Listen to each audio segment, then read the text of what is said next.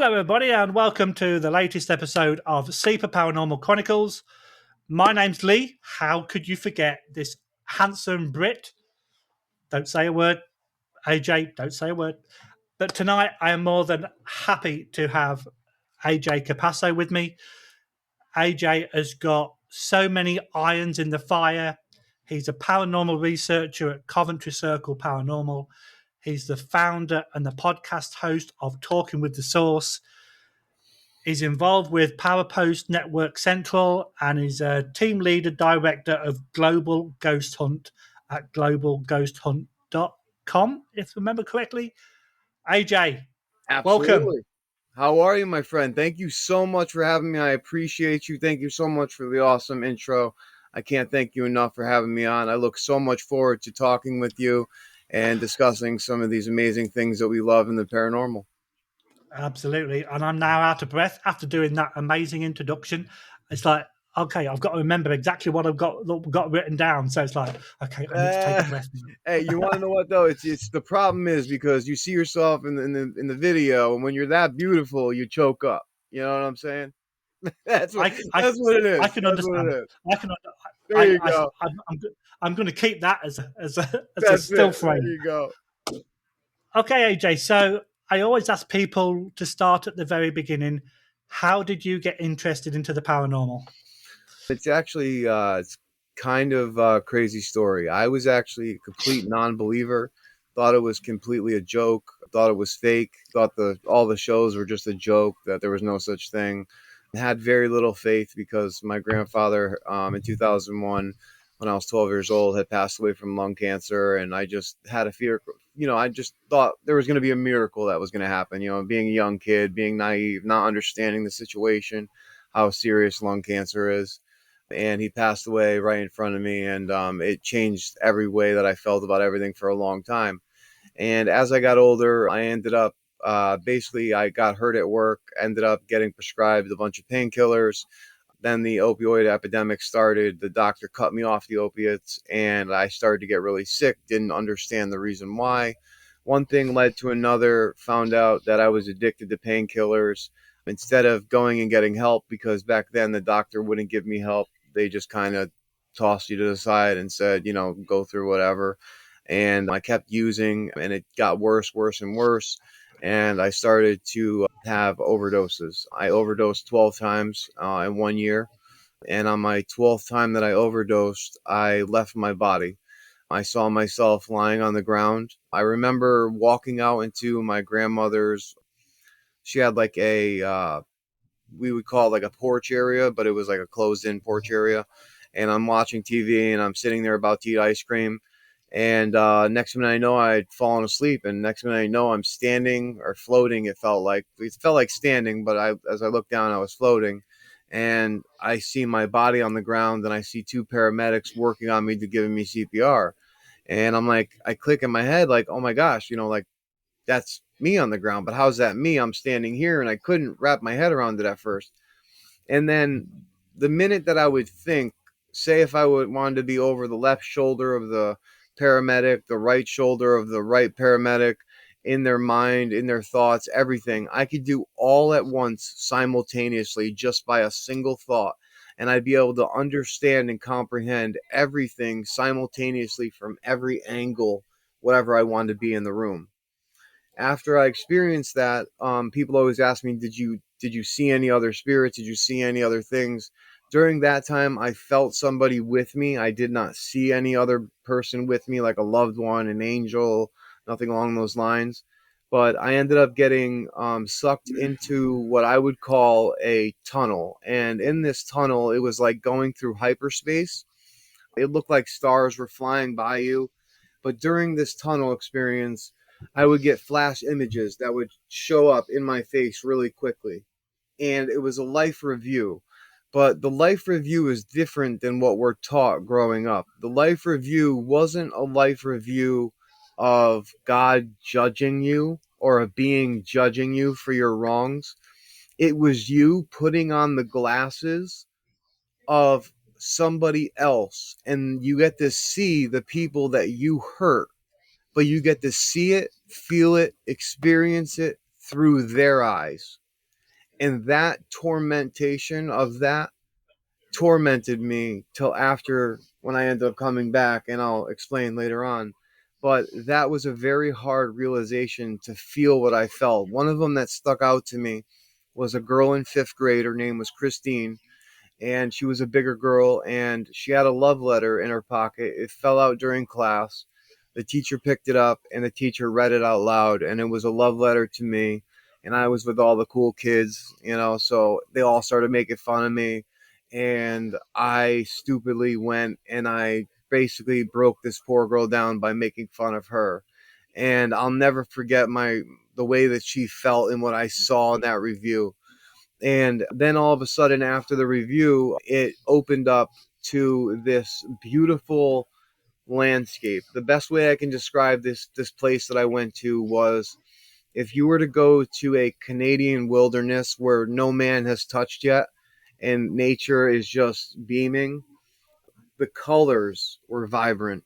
The flowers had colors on it that, like, I I can't even tell you what color it looked like, because I can't. There's no color that can replicate it here on Earth. Like, there was colors I did never even seen before, but everything was so vibrant. There was animals that I've never seen before. One of the animals that I did remember, because I knew of this animal, was a mammoth. I did see a mammoth, which I thought was so amazingly interesting and so amazingly, just awesome to experience. But then, as I'm in this place, and I was only in it for maybe, like, to me, it felt like 10 seconds, 30 seconds, I was approached by this light being. And this light being was so bright, I couldn't look into it. I knew it was a figure of a person, but it was beaming with such light that it was blinding me, and I couldn't look into it. And telepathically, I heard a male's voice say, basically, why are you back here? It's not your time. You need to go back. And right before I had a chance to say anything, I was immediately sucked back down into the tunnel, and the paramedics had hit me with the paddles. And when they hit me with the paddles, I had sat up because I jolted back into my body. And I just started screaming, where am I? Where am I? And they held me down, and they kept telling me, oh, it's because of the drugs. It's because of the drugs. But then I said to them, I said, no. I said, I saw you guys working on me. I said, and this person said this to you, and your response was this. And you were thinking the opposite during that moment. I forget exactly what it was that they were talking about, because it's been so long. This happened in 2014. They just went blank. Their face went completely white. Their mouth dropped. They didn't talk about it. They brought me to the hospital. I didn't mention it again. I ended up ripping everything out. I ended up walking out of the hospital, and I just thought I screwed myself up. I thought maybe it was the drugs, whatever. And I started having experiences, and then that's when I started to believe in the paranormal. And there's me expecting a small story. Yeah. But my God, dude, Yeah. like, now, what makes that even more interesting? I was 13 years as a paramedic in the UK. Wow. So I've been on the other end of being that paramedic. So, you know. So, yeah, but I've never had anybody say what you just said to me. Yeah. But I've had a couple of experiences. One of them, long story short, we brought this guy into hospital that was on the brink of life, death, whichever way you want to call it. Mm-hmm. And as we pulled into the hospital, I said, okay, we're here now, fella. And he'd had his eyes shut the entire time, looks across at me, puts his hand on mine and went like, they're there. Like, everything's okay now. And then he died Wow. like 5 minutes later. Oh my gosh. So it's like, for you to experience that, I was going to try and build up to this because I knew about your background, and I thought, Yeah. oh, I'll go through your other stuff first. But no, we've gone straight in both feet. So Done. so let's Drowned you carry right on. away. Yeah. Yeah, it did. So, okay, that's it. We're done. Bye bye. Yeah. Okay, so when you were having your out of body experience, you've mentioned some of the sensations we're going through, but was it kind of a peaceful or a fearful kind of Oh my gosh. experience? Oh my gosh. Okay, so what it feels like is, it feels like At first, when you're outside the body and you're seeing your body, you're not feeling anything. There's no emotion. There's no nothing. At least I didn't feel any emotion. I was just kind of realizing what was going on. Maybe I was in shock. I don't really know how that works, but I know that the minute that I was started to be carried towards going up into this tunnel, this wrapping of love, this unconditional love, it's a love that I can't even describe. It's like more than what a mother could give a child that's born in her arms. It's more than what a girlfriend can give to a boyfriend during their first kiss or your first love or anything. It just wrapped around me, and I felt so peaceful, so loved, so worthy, so everything that I didn't feel here, everything that I struggle with, my insecurities here, all wiped away. And I just knew that I was loved and that everything was going to be okay. And I actually didn't want to come back because of how good it felt. Just, I wish people like you would not make me lost for words. It's happened a couple of times, and I just go, what am I going to say now? Right, right. But I interviewed a guy a couple of months ago who was on the TV show Project Afterlife, Okay. and he was one of the presenters. But he had a medical background. He was a firefighter paramedic, but then he was also a minister. Wow. So you could kind of get the experience from the medical world and the religious world. Yeah. So has your out of body experience changed your beliefs towards religion, or yeah, how have your beliefs changed since your experience? From what I experienced, basically, I when I tell my experience, I give a really generalized thing to get through the whole thing kind of quickly because there's a lot that I did feel and experience.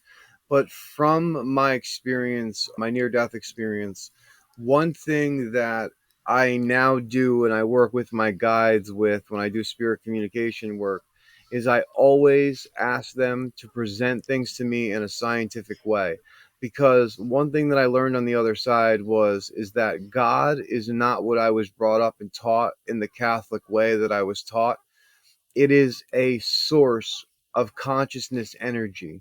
And the way that it was described to me on the other side when I was over there was, and this was confirmed through spirit box sessions that we did. We did experiments, which I'll explain later to you. But they said it's basically like this: if you take a cup, you fill it with water, and then you put plastic wrap over the top, and that you represent the water as the consciousness energy of what we would call God. You tip the glass over and you poke a small hole inside the plastic wrap, letting out little droplets of water. The little droplets of water are the extension of that source of energy, which is what we are. So the source of energy that is God, that is the conscious energy that makes us who we are, that created this universe, that energy is inside of us. And we don't realize the potential, I believe, what we have inside of us and the power to create, manifest, and do certain things. So my belief has turned not into man-made religion anymore. The first thing that I did do, though, after I got a bunch of brain scans after I had near-death experience, because I didn't know if I had an experience at first or if I was chemically, like they said, it was just drugs. It was a stupid, mishap. So I got a bunch of brain scans, and after a couple of them, they told me that I was fine. I was very lucky because I was without oxygen for a very long time before they got there. So I should have been brain dead. But since that time, I've been leaning more towards a faith that's bigger than a book. Even though I took the time in the beginning to study multiple religions, all the mainstream religions, I still study this day because I believe it's very important to have a basis and a background, a foundation of a faith if you have one. Even if your higher power is a doorknob, it doesn't matter. You know what I mean? But to me, it's just important to have that thing that you know that there's something greater than you. But to me, it's no longer the Bible that I look at and say, this is God. I look at it, and it's so much more than that now. So I lean more towards a scientific way because for my paranormal research, I try to want to be able to explain to skeptics in an energy, frequency, and vibration manner of the spirit world, so that they can understand that what I'm speaking about is not fairy tale real. It's real. It's not fairy tale. Because when you start talking to somebody and you go, "Oh yeah, a demon showed up in my room last night and he had horns on his head," people look at you like you're a nutcase. When in reality, I believe people are having experiences, but the way you describe it to them, they look at you like that's totally fake. You know what I mean? But in reality, Yeah. I don't believe it is fake. And one thing that I enjoy about this podcast is the amount of different people, like we mentioned when before we came live or became recorded, but the amount of different stories that each person has. You can have 5 scenarios that encounter the same thing, but each story will still be Yep. different from the last. So one thing Isn't it that wild? it's absolutely amazing, and that's what I love so much about Yeah. this environment.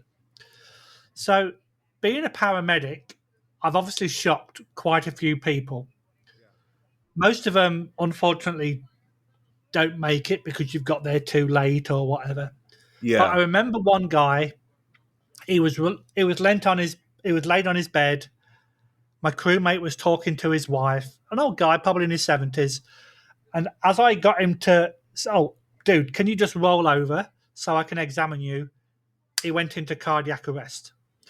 So what was actually quite funny at the time is like my colleague was called Steve, and I went, "Hey, Steve, you got a minute?"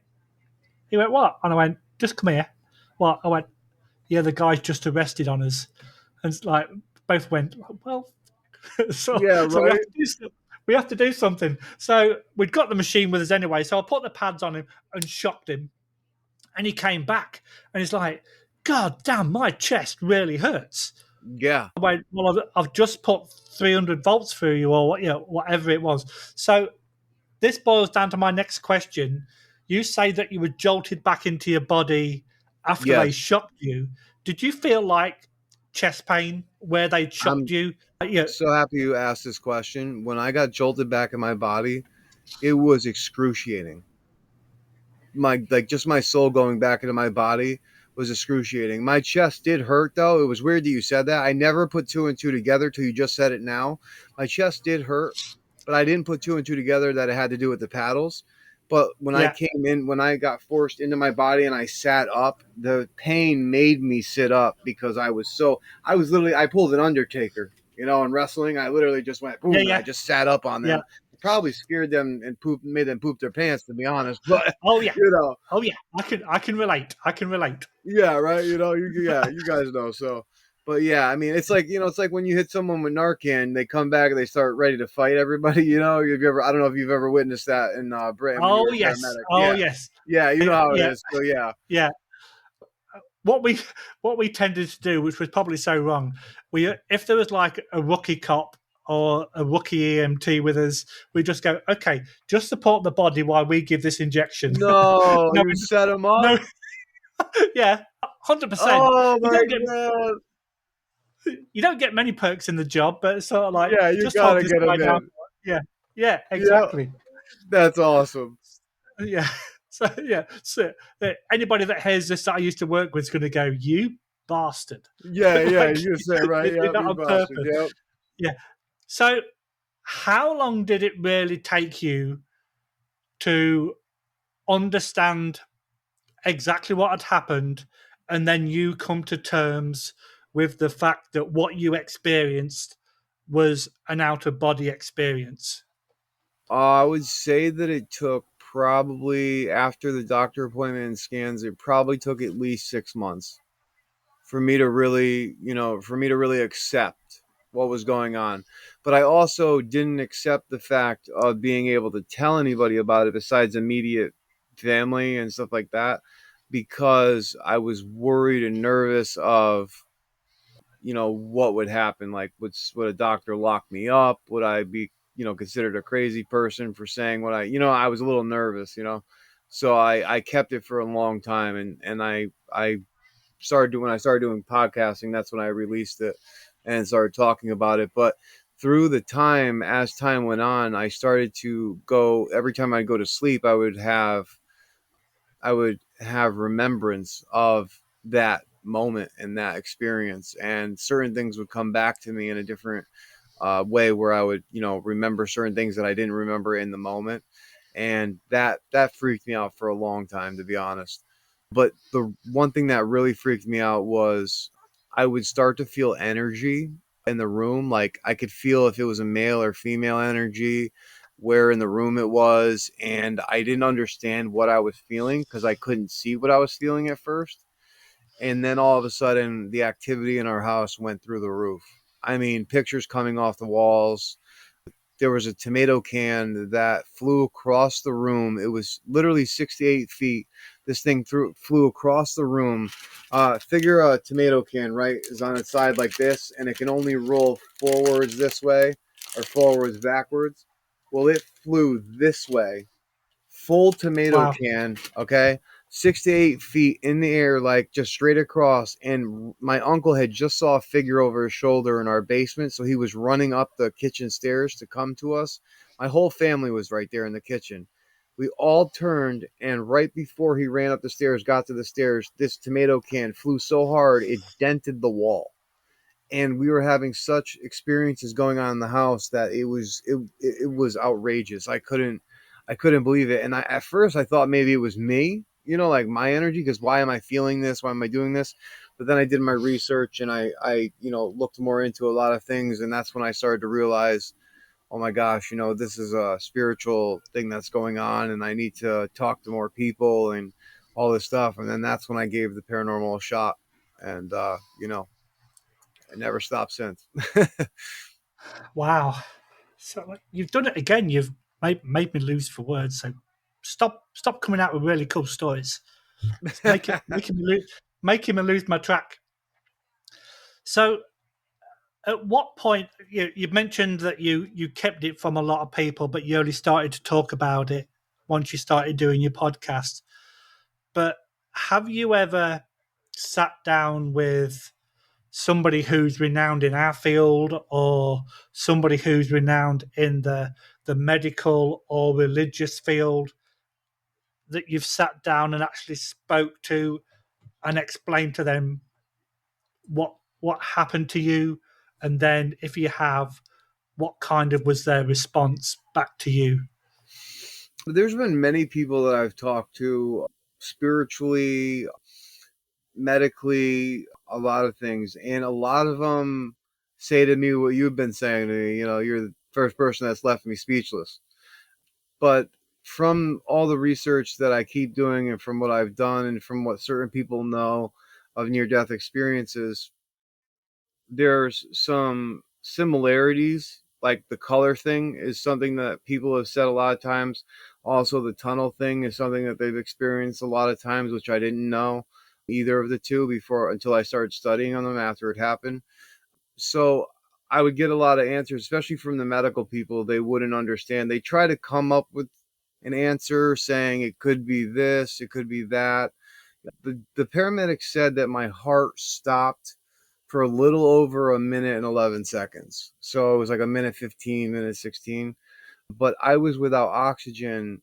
For how it ended up happening was I ended up falling asleep and stopped. My central nervous system stopped breathing because I ended up getting fentanyl in my heroin when I switched to heroin, and I got fentanyl in it, and that's how I overdosed. And what ended up happening was my dad had a weird feeling at his house, had came over, and he was supposed to be at work, but instead of going to work, he stopped by my grandmother's house.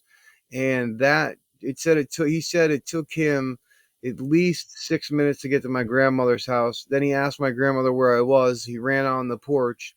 He saw me blue. Then he called the paramedics, and he was trying to give me mouth to mouth, but he wasn't giving me CPR. And he said I stayed blue all the way till the paramedics got there, which was another at least 6 to 7 minutes.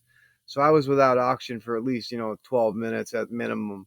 And even the paramedics and the doctor said to me, they're like, "You're very lucky. Like normally, you would be gone. There was no, saving Yeah, you at that and point. I can see that from the medical side, because if we turn up at somebody whose heart stopped, if we have no timeline of when they collapsed, Yep. we don't have to start CPR, Yeah. because it could be that it's been an hour. It could be 5 minutes, but depending on the condition of the patient, like if they're still pink, it's been within a matter of minutes. Yeah. But as soon as that oxygen like deteriorates and they start to go blue, if we see that and there's nobody to witness when that person collapsed, you don't literally have to do CPR. You can just go, okay, time of death was approximately this Wow. time. And they always say that, yeah, there's a 20-minute window. So if you turn up quite quick and you're doing CPR and you're trying to shock the patient, if nothing changes within 20 minutes, then you can call it. Yeah, you call it. Yeah. Yeah. So, yeah, you were very close to Yeah, I being was. called. Yeah. Yeah. Yeah, I definitely was. But, I mean, I remember yeah, the paramedic saying something along those lines too. He was like, "I can't believe that you're all right."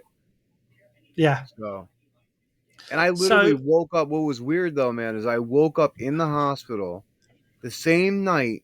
Woke up in the hospital, ripped everything out of my body that they had on me, all the things, and I signed myself out and I left. And I went back and did exactly what I did that got me there in the first place, because I was so screwed up over what I saw, and I was so deep in my addiction at that point that I went right back and snorted the same amount of stuff that I got me there in the first place, like an idiot. It took me literally, I would say, almost a year. I would say about a year, because this is my 10-year clean without opiates. So this is my well 10th done, my year. friend. I appreciate that. So it's, it took me about a year to really like get it all, understand it, and really, understand that like I really was very, very lucky, not once, but 12 times. So, how did this incident happen where you kind of decided, okay, enough's enough. I've been given a second chance. I'm going to do something with my life. Believe it or not, What kind of tipped? it was my father. Believe it or not, my father was one thing that we used to do back in the day. Me and my father actually we used together when he came back in my life. It's a sad story, but he wasn't proud of it. But we used pills together because he was prescribed painkillers, and I was already addicted at the time, and I was stupid, and we ended up doing them together. But one thing we would do is we would do a painkiller, and then we would sit and we would study. He would sit there and study the Bible with me for 3 hours, and I never even looked at the Bible beforehand, but through everything, it was him and his faith and his religion that got through to me. And when I talked to him about it over and over again, he kept trying to tell me like, dude, like, do you not see, like, God has a bigger plan for you? You need to realize what's going on. And I had multiple experiences. The one experience that really changed everything for me was I had my girlfriend at the time living with me, and we started to have activity at the house, like I was telling you. And one night, I woke up to her, which I thought was her, getting out of bed, going to the bathroom. And I saw her. I opened my eyes. I saw a girl with a ponytail walk out of my room, shut the door behind her. So I said to myself, I'm going to roll into her spot, and I'm going to pretend like I'm sleeping to make her mad and laugh and, just be a joke. Well, when I went to go roll into her spot, I rolled into her. And I'm like, there's no way. Like, no way. So then 2 weeks after that, I woke up and activity was getting so bad that I was keeping a camera at the head of my bed on my headstand that I had behind me. And I had my camera with me, and I woke up. I had fallen asleep for 45 minutes, and I woke up, and my TV that I always kept on and my door that I always kept locked, my door was wide open. My TV was stuck on a blue screen, and there was a girl standing at the foot of my bed, completely solid, like me and you, She was in a white, looked like a white gown that was soaked, and she had wet black hair, and she was just staring at my girlfriend. The energy in the room, Lee, was the biggest static electricity that I've ever felt in my life. I could feel the hair on my big toe all the way up to the top of my head. I mean, through my clothes, all my hairs were standing up. I watched this girl disintegrate. It reminded me of a pile of leaves being taken by by the wind or like a leaf blower, just piece by piece Yep. leaving. She disintegrated in front of me. Now, I thought obviously nobody's going to believe me. Everyone's going to think I'm crazy in my family, right? 2 weeks exactly on a Sunday afternoon. I'm an Italian family. We always had Sunday dinners. My whole entire family's over. The same girl appeared in our dining room, solid as me and you. The only difference was she had a smile on her face. Her hair was done in a Victorian style hair in a bun up top, and she had a beautiful white dress on. And my whole family turned because the energy and everything in the whole room, you could, like I said, you could feel it shift. It was that strong. We all looked over, and my family's faces were just dropped. And I'm sitting there going, do you guys see this? Tell me you see her. Tell me you see, because I'm freaking out because I'm like, please tell me that I'm not losing my mind or I'm not becoming schizophrenic. You know what I mean? I was Yeah, so yeah, yeah. out. But that right there was one of the most major things that really shifted myself to say, like, okay, now everyone in my family just saw this thing, this person solidly appear in our dining room, disintegrate in front of us, which everybody left. We didn't have Sunday dinner that day, needless to say. A lot of people didn't come Lose your back for a appetite. little Okay, while. okay. Yeah, they didn't come back for a little while, let me tell you. But, it got me thinking hardcore about, what the afterlife is. And it made me start thinking, like, people in my life were getting older. And I'm like, what if there is a way that I could keep in contact with people that I love? And that got me going down the road into ITC, spirit communication, and going through all that. But yeah, but the to your answer though, my dad was the big thing that kept Okay. me grounded. Yeah. So I'm just going to come straight out and say this. Yeah, How the hell are you not in a padded cell? dude, I'm telling you what, you're telling me. I feel like I should be in a padded cell. The shit that I've Yeah. experienced. I'm telling you. Excuse my language. I apologize.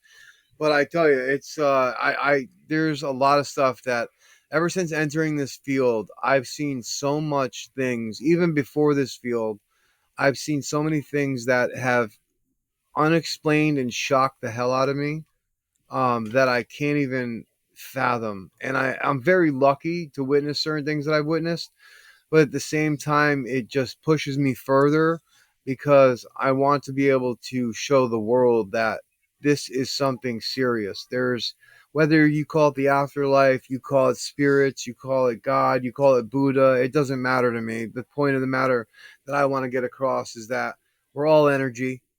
Energy cannot be destroyed, and we can only see so much of the light spectrum. We can see only hear so much of the audio spectrum. There's a whole nother universe right in front of us that we can't even see. And that's my biggest goal, is not to get people to believe, but to get people to have an open mind and maybe think a little deeper and say, hey, maybe if I try it myself, see what happens, you know? Yeah. So So after having this rather bizarre experience from the time that you had an out of body experience to the time that you decided that you were going to change your life for the better. Obviously, this takes time. I've dealt with a lot of people that took drugs, so you can't just no. click the switch and do it overnight. Oh, So, absolutely not.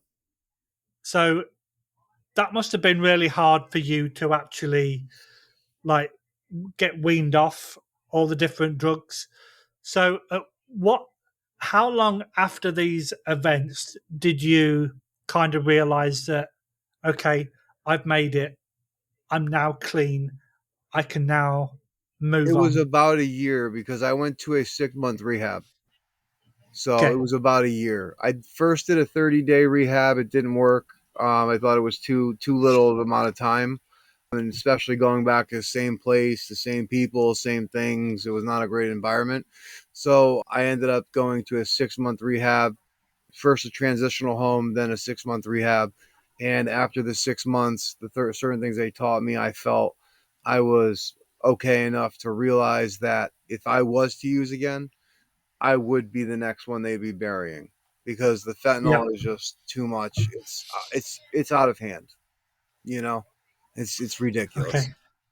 So, how long after this 6 months did you decide to do something about it? Because I know that I mentioned at the beginning that you were part of Coventry's Circle Phenomenal Paranormal. Sorry, is that the first part of this extension to the story?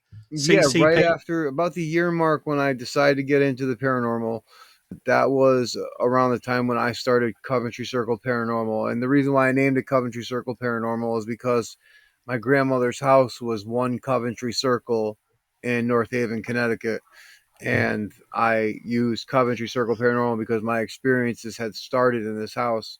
And I remember even as a little kid, we were always afraid of something in the house.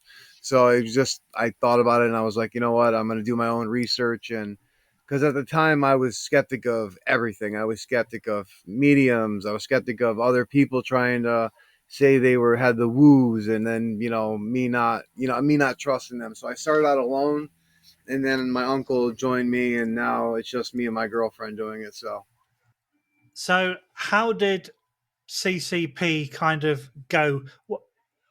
What kind of experiences did you experience that weren't connected to your situation? Because obviously, being a paranormal researcher, you're going to go to various locations. So, what kind of incidents or experiences happened that were not really connected to your personal situation?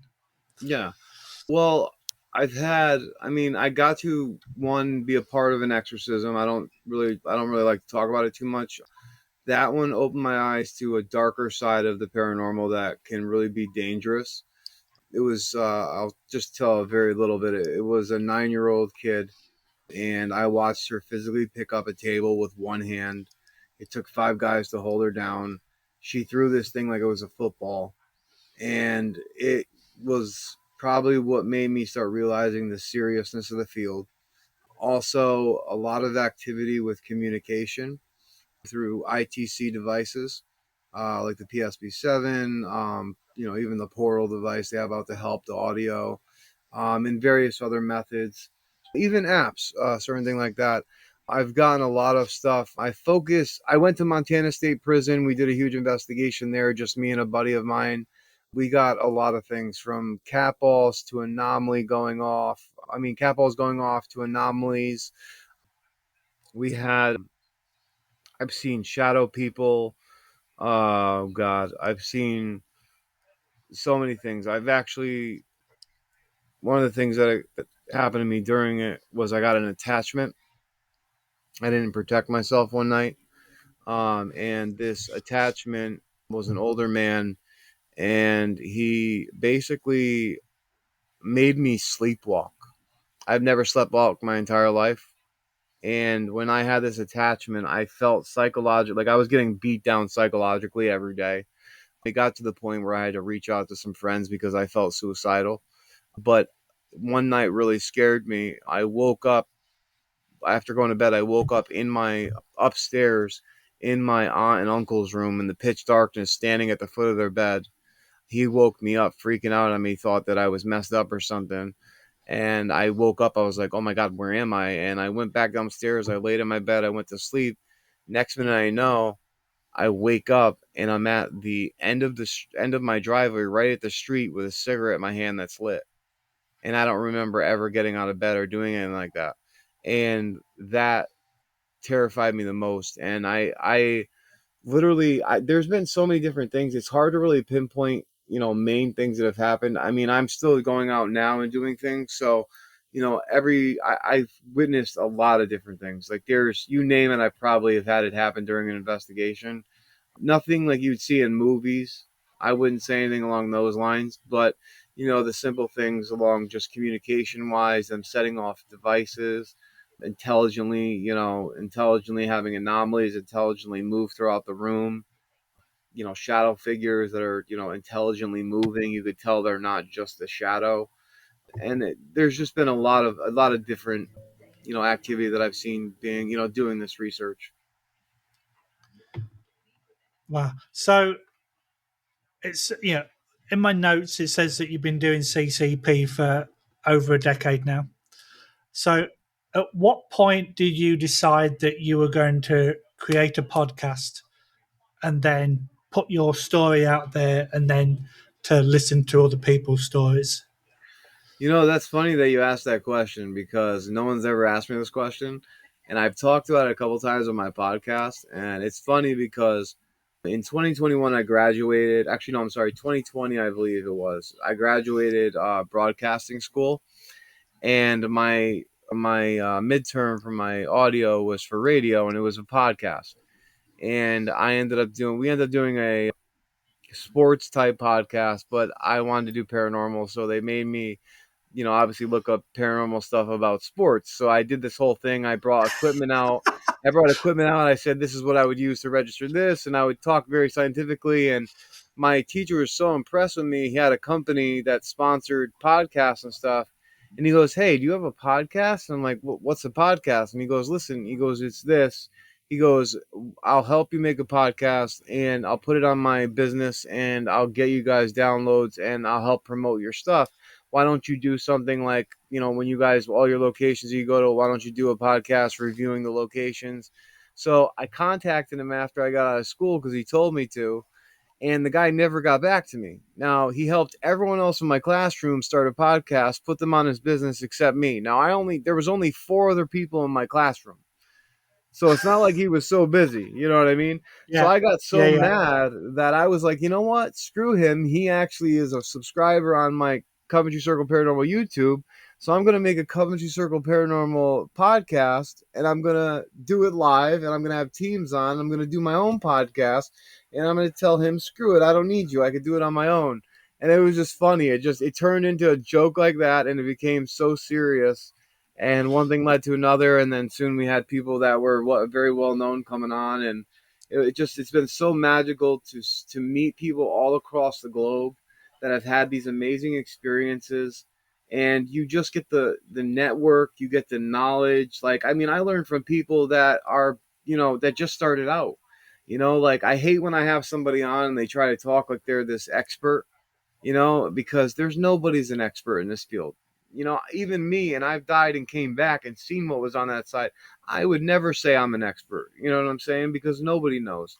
But it's funny because I get that a lot about people saying, oh, this expert. But you meet so much great people in this field, and there's everything that they share with you just means something. Yeah. And it's really interesting because my podcast has only been going since February, and yeah, I always like to start things big. So it's like I'm not going to just start with interviewing my buddy or interview. I'm just going to go to whoever Hell yeah. and and reaching out to people. And when people go, "Oh, sure, I would love to," you kind of go, "Whoa, hang on a minute, yeah, Yeah. am I in too deep?" And it's great that, like you said, people in this community are so close knit than some other communities. Like, I know some guy that tried to do a musical, like a rock and roll podcast. He's reaching out to producers and musicians, and nobody got back to him. Yeah. Whereas in this field, because it's becoming more forefront in everybody's life, and people are more open to talking about it, talking about their experiences, that people love to come on and tell people about these experiences. And now people are not being pointed at and going, "You're nuts. You should go to a crazy farm." You're not treated like that anymore. You're treated like, "Oh wow, tell me more." Yeah. You're And absolutely right. and You're absolutely yeah, right. and the fact that you've been doing talking with the source for six years, is that Yeah, correct? I Then? believe it's 6 years this year. Yep. So yeah, you must have experienced some really amazing people, and so, like you said, and some really amazing stories. So, are there any? Amazing. Pick one. Pick one of the stories that stands out to you the most. My gosh. Oh, now you put me on the spot. I know I'm good at doing that. Oh, that was a good one. That was a good question. I'm trying to think. Dang, what can I think of? Oh, actually, you know what? I'll tell you one that was really cool that happened, and I have it on the YouTube. We had Patty Negri on. Whoever doesn't know about Patty Negri, she's called Hollywood's Good Witch. She has been on everything from America's Got Talent to Gordon Ramsay's chef show, and she is an amazing person. She's a white witch, and she always works for Ghost Adventures a lot, and obviously other paranormal people that are well known in the field. And when we had her on, she was talking about the Black Dahlia house, and she was talking about how the cameraman had combusted into fire on his leg out of nowhere. And when she's talking about this demonic reaction that she had at this place and this combustion of fire that came out of nowhere, a light anomaly came over her head, over the screen, right from where her haunted doll is sitting. And they've caught the doll live on our podcast actually move and all this stuff. But to see this anomaly come, and what was so weird was right before the anomaly started, her dog started to bark really loudly right next to where she was, and she leaned down to like get him to stop, and then that's when this light anomaly came over her head. And it was just really cool. But story wise, it's so hard to say what is a great story because I have a friend, her name is Laura Lee Potvin. She was on, I believe the show is Paranormal Witness. I think if I'm right, I hope I'm not saying it wrong. I think season 4, episode 2. Don't quote me on that, but I could be wrong. She had a incredible experience that was extremely demonic in her life, her and her husband, that literally tore them to pieces. I mean, like tore their whole life upside down. Like any activity you could think of happened. Manifestations, apporting, like all different types of stuff. Like physical interactions with them that were very like tormenting. It was a very like scary thing to hear firsthand from her because what they show on Paranormal Witness obviously isn't what real life was. But she said, yeah, she goes, this was the first experience that I've ever had in this field that was close to a movie, like how scary it got. And that one really stuck with me. Wow, I love that. So, for somebody that decided to create a paranormal team, Coventry Circle Paranormal, and then you decided that, hey, I'm going to start a podcast, talking with the source. That wasn't enough in your life. You thought to yourself, I need to do some more. So then Parapost Network Central came up. So how did that come about? My best friend, Brian Laverty, he is a Canadian actor. He's been in the business for 20 years. He is a paranormal researcher for Huntophobia, which is on Paraflix. Also, you can check it out on YouTube. And he is the basically creator of Parapost Network. Parapost Network is basically a platform for podcasts of all types to come on and stream their content. Basically, a lot of it is paranormal, but we've tried to add a lot of different kinds to come on because we want to add diversity, not just make it just for one platform. But right now, we have some things in the works right now where there is a Parapost app that you could download for iOS or Android. It is like a social media type community, and you could post like your evidence. You can do all types of cool stuff if you have a team or are a researcher. But things are in the works right now where soon there's going to be a lot of big things. I don't know if I'm allowed to really talk about it yet, but the app is going to be expanding, and it's going to be a basically huge social media platform that's going to have streaming and all different types of amazing things that are going to come along with that. So can't really give too many details away, but definitely check it out. If anyone's interested, you just check out parapostnetwork.net. or you can go to Parapost Network on Facebook and you can check it out. That sounds like something. I'm definitely going to have a look at that tonight after we finish recording. But Yeah. when you actually said that you wasn't going to tell, you wasn't allowed to say much, I was going to say, well, you can tell me because I won't tell anybody else. Yeah. Not Yeah. telling you that this is recorded. Yeah. Right. Yeah. So We'll edit that part after, out, right? Yeah. yeah, okay, that's fine. We can Yeah. do Yeah. that. Yeah. There we go. So after Parapost Network Central, you still thought that there wasn't enough going on in your life.